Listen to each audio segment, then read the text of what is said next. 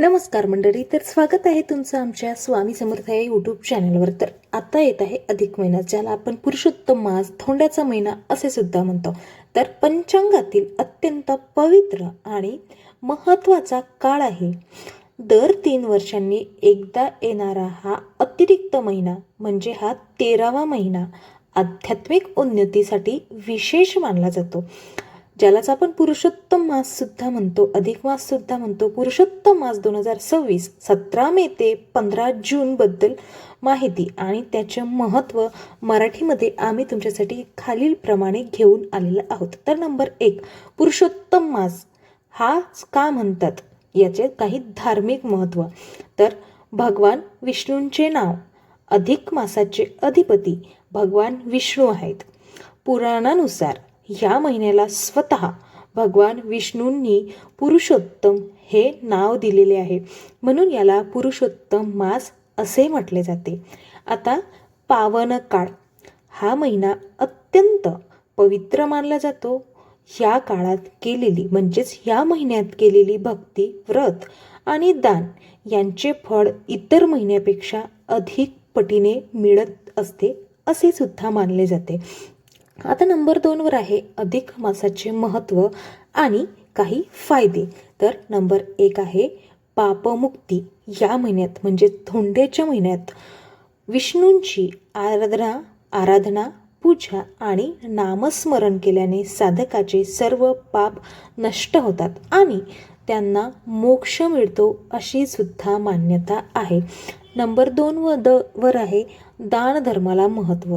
या महिन्यात म्हणजेच धोंड्याच्या महिन्यात या काळात दानधर्माला, विशेषतः अन्नदानाला अनन्यसाधारण महत्त्व दिले आहे।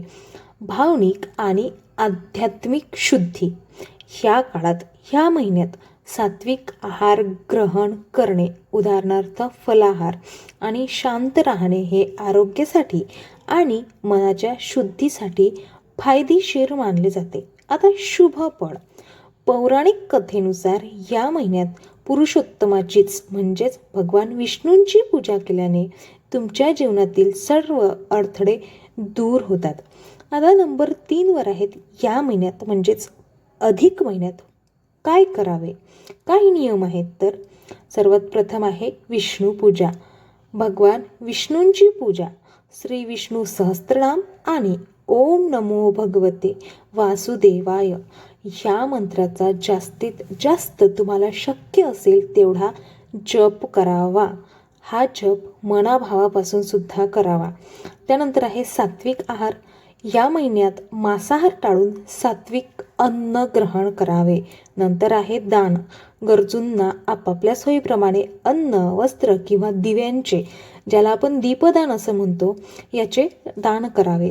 आता नंबर 4 वर आहे या महिन्यात काय टाळावे, म्हणजेच या महिन्यात काय वर्ज्य गोष्टी आहेत।